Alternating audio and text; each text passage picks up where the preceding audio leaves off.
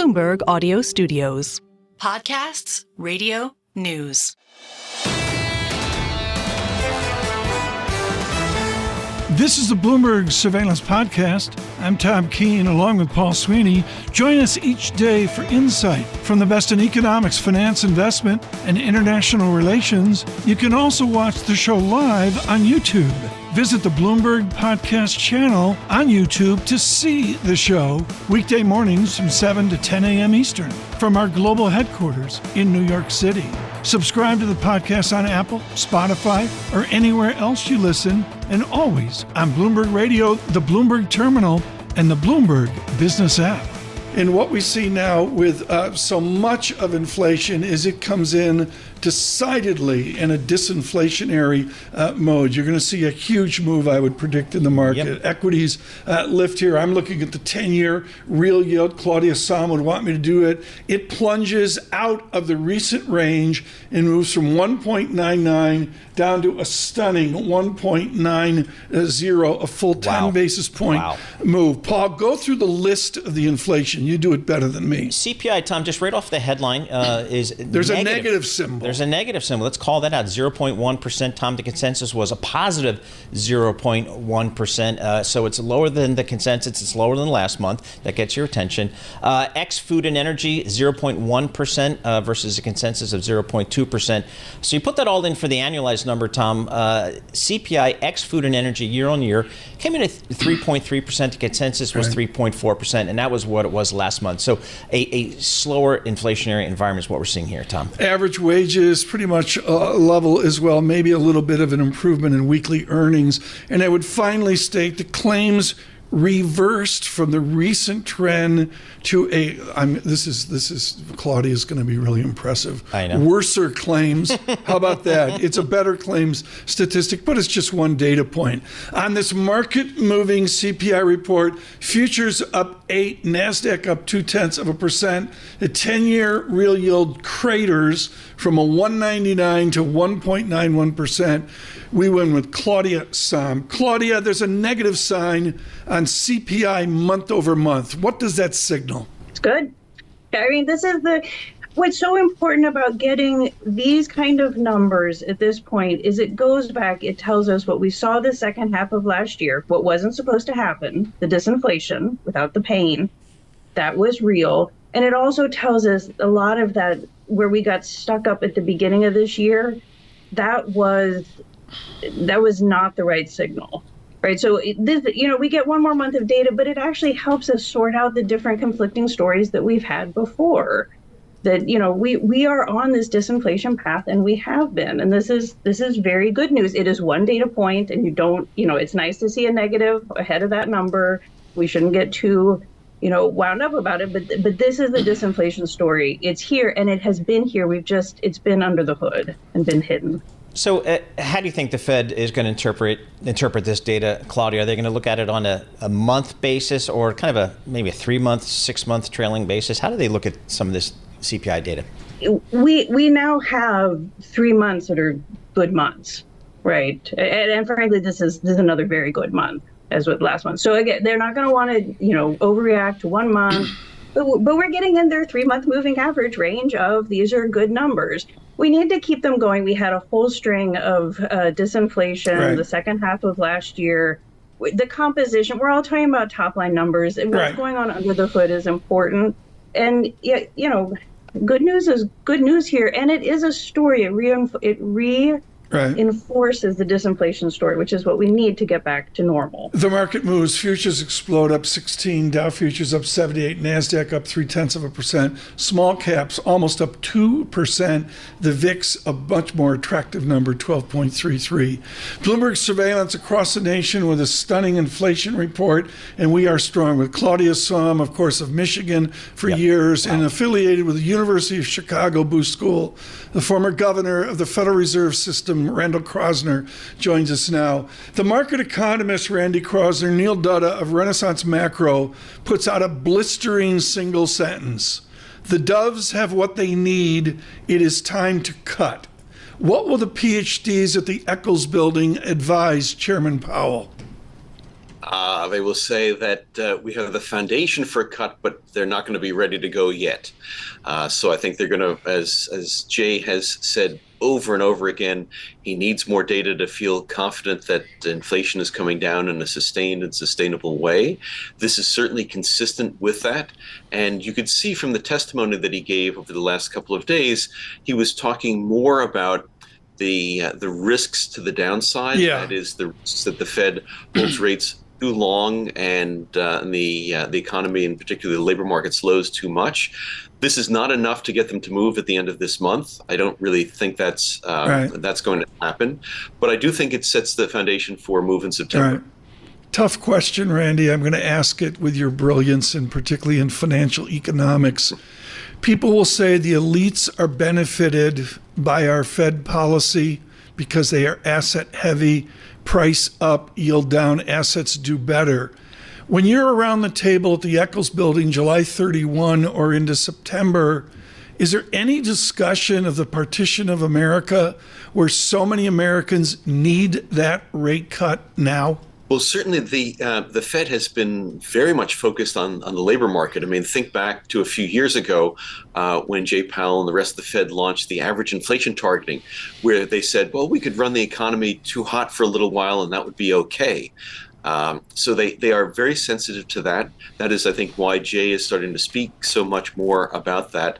The unemployment rate has been 4% or below for a very long time now. That's a very strong labor market, and there has been a lot of generation of jobs, not just at the high end, but really throughout the entirety of the income distribution. But they're sensitive to that, and I think that will lead them to cut by September, but not this month. So, Randy, when the Fed does begin to cut rates, how do they do it? Do they do it, 4, 5, 6 meetings in a row? Do they alternate? How does that work? And Paul, your question is the absolute heart of the matter. Sure, for sure. And so I don't think they know yet how they want to do it. I don't think you remember there's that old phrase that Alan Greenspan had, that you'd move at a pace that was likely to be measured. So 25 basis points every meeting for like 2 years. Okay. I don't think they want to do something like that. See, Randy, you're busting my chops with this. Paul asked the money question here, but Randy, we are wedded to a Greenspanian mathematics on this. Are we wrong to do that? I mean, should we be more creative about it?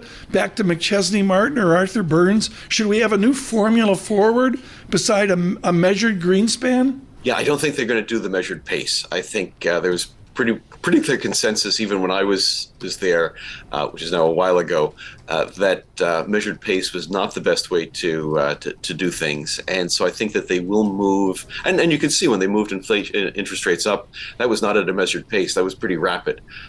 So I think they'll bring interest rates down. I think they'll bring them down somewhat gradually at first, but if they see the labor market really weakening, they'll start to move quickly. That'll be too late to prevent the labor market from softening substantially, but they have to weigh the risks of calling all clear too early, getting back into what happened in the late 70s, early 80s, where they did that, and then inflation reignited and they had to raise rates really high, got a really bad recession.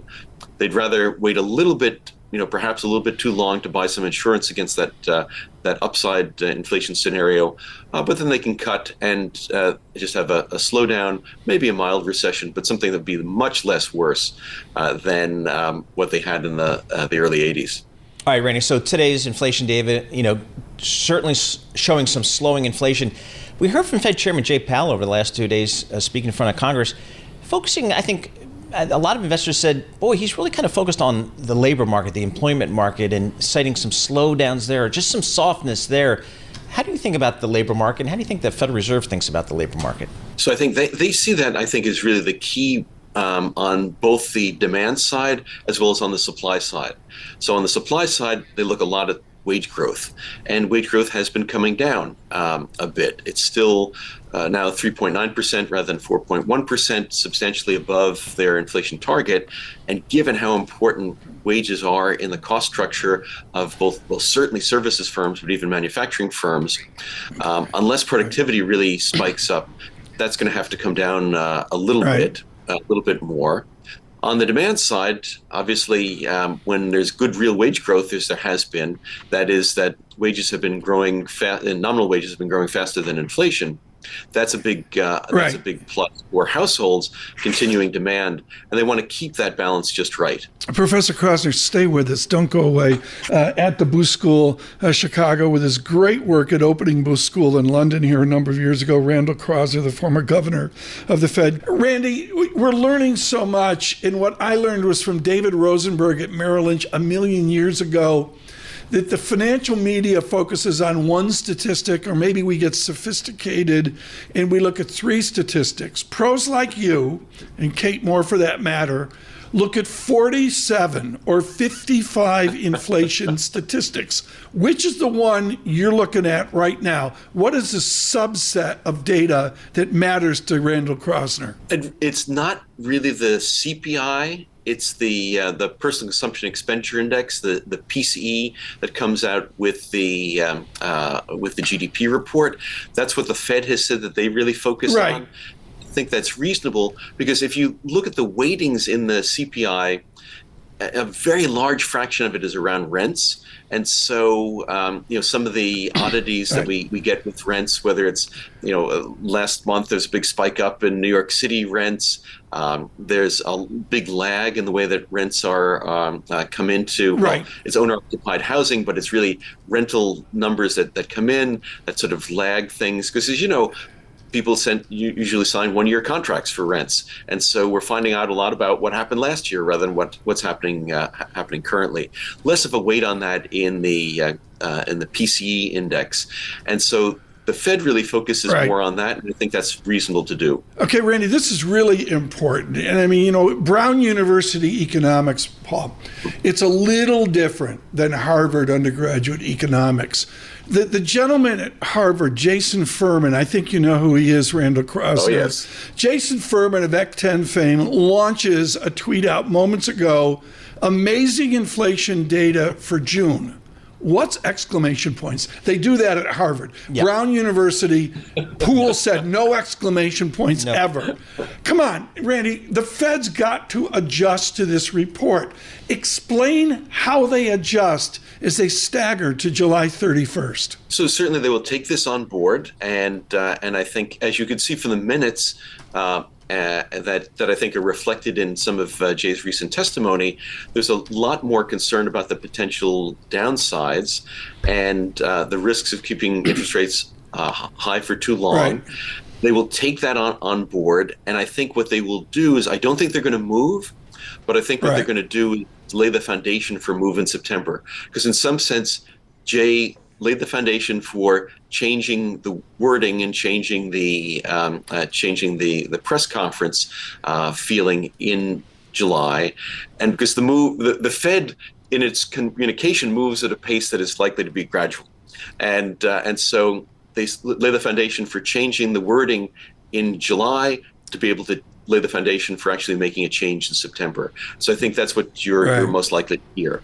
Randy, thank you so much. And just for the record, Professor Kroszner, I would kill to get Professor Kroszner and Professor Furman on at the same time. Yep. That's a giant in financial economics and a giant in policy economics. Yep. Randy Kroszner, the Booth School.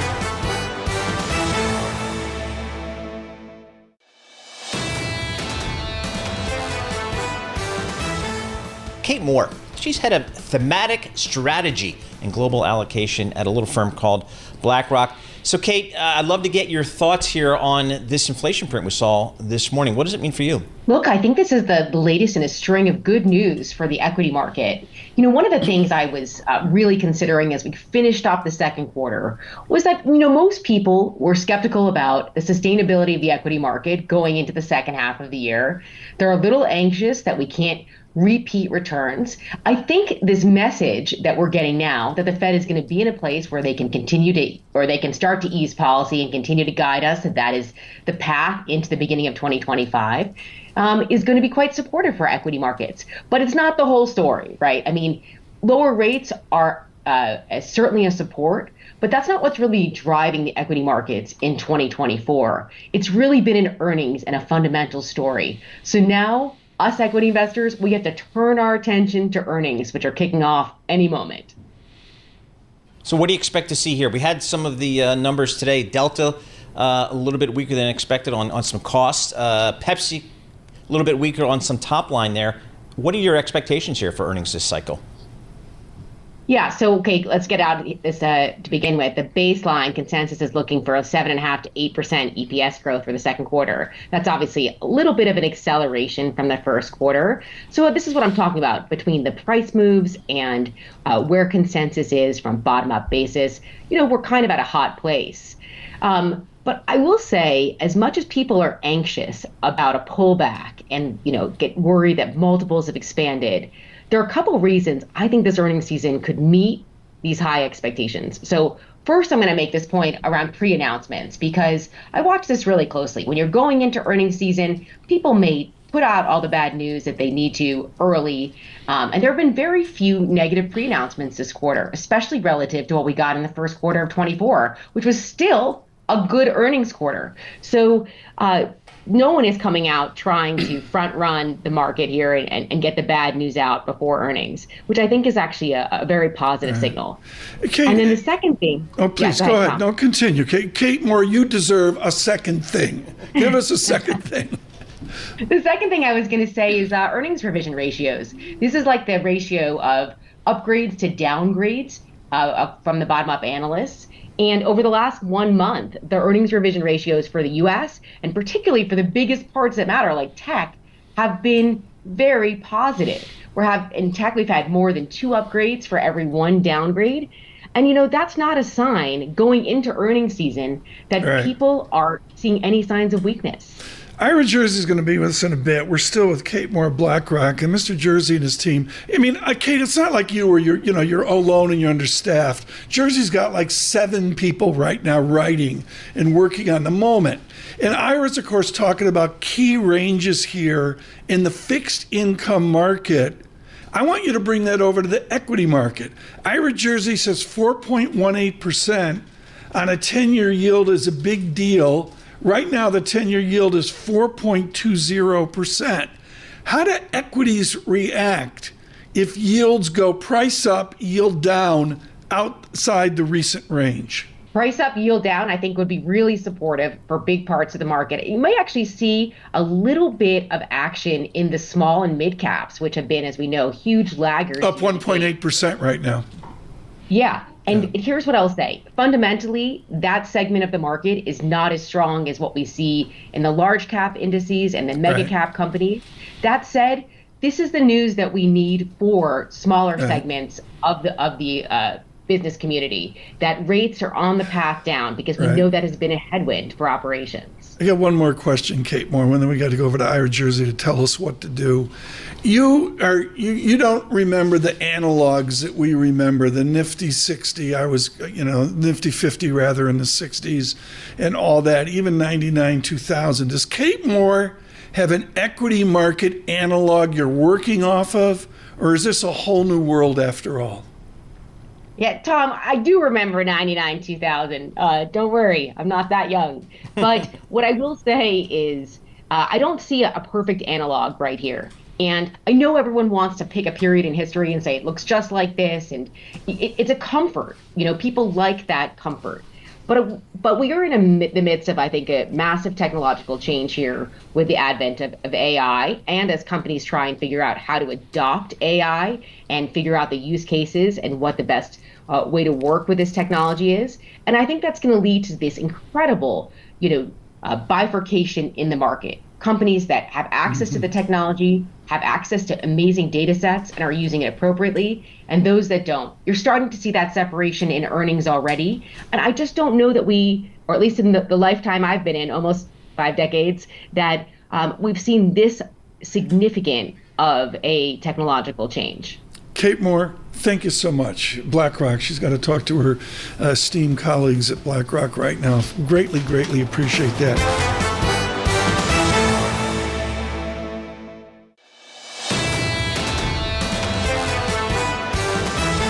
Ira Jersey joins us now with Bloomberg Intelligence, and he is a surveillance soccer expert. Paul, why don't you get us on the straight and narrow? Exactly. All right, Ira, we had this inflation print came in a little bit softer than expected. What's your market? What's the Treasury market telling you about what we saw in the inflation print? Yeah, so the Treasury market liked it, and the Treasury market has rallied. We've seen some what we call bull steepening. So you have the front end yields. So yields on the 2-year note are lower more than yields on the long end of the yield curve. So that's what we call bull steepening of the curve, and that's not a huge surprise because what this data does, it gives more confidence to the market that not only might the Fed cut in September, but once they do start to cut, assuming that we continue to have reasonably decent inflation prints and a slowing economy, that the Fed will probably go more regularly. And that's one of the reasons why you see the shorter end of the yield curve, the 2-year note and 5-year note, do a little bit better than the long end because that tends to be far more sensitive to interest rate cuts by the Fed. So it's not a huge surprise. And Tom, as you noted, 4.18% on the 10-year is actually a pretty important technical level because below that we're going to test 4% again. And I think 4% is more of a psychological level than anything economically important. But nonetheless, you can wind up seeing a pretty big move. We printed under 4.18, but to pros like you, Ira, you need a close under 4.18. Am I right? Yeah, that's correct. Yeah, so we do need to see a I call it a convincing break. So what often happens is you can make all these lines on charts, and ultimately what usually you use those for are things like putting stop losses or stop reverses in. So if you're short the market, for example, you hope that interest rates will go up, right? So yields will go up, and if so if you say okay, 4.18% is a key technical level, you'll put a stop in at 417 or 416. So you need a more convincing break than just like half a basis point. Ira, I'm looking at the WIRP function, world interest rate probability. If I'm reading this correctly, market's looking maybe like an 85% chance of a rate cut in September. Oh, listen to you. You're doing your WIRP? Cool. I am. Can I pencil that in, Ira? Can I put it in with ink? What do we do here? Well, the market certainly is coming around to that thought. I'd been very skeptical that the Fed would have enough good data to go in September, but today's data was certainly good. We remember we still have a bunch of prints before then, so we still have 2 more inflation data. Plus, we have all the PC numbers as well as the spending and payrolls, right? So we have all of the important data that we're going to get over the next couple of months, and if that turns around and this happens to be the weakest inflation print over over that 3-month period, then maybe September's off the table. But the market certainly is pricing for a September cut. I think what's important though is that we were also priced in now for another cut after that in November, excuse me. So basically the market is starting to price for a string of cuts as opposed to just one and then a pause for a little while. I got 1 minute. That's all. I'm so sorry. How does our world change if we get a close of 3.99%? On the 10-year yield? I don't think anybody's ready for that. Yeah, it doesn't change a ton, but what the 10-year going down that low, you would see lower mortgage rates, right? So you would see certainly, I think some corporates start to come in and maybe pre-refinance some higher coupon debt that they issued, say 2 or 3 years ago. So you can end up having a situation where, ironically, lower rates leads to easier financial conditions, and that actually might work against what the Fed wants to do, or do the Fed's work for them. So certainly, though, you're only going to get there if the market is more convinced that the Fed's going to cut pretty aggressively. Ira Jersey, thank you so much. Greatly appreciate it. This is the Bloomberg Surveillance Podcast, bringing you the best in economics, finance, investment, and international relations. You can also watch the show live on YouTube. Visit the Bloomberg Podcast channel on YouTube to see the show weekday mornings from 7 to 10 a.m. Eastern from our global headquarters in New York City. Subscribe to the podcast on Apple, Spotify, or anywhere else you listen, and always on Bloomberg Radio, the Bloomberg Terminal, and the Bloomberg Business app.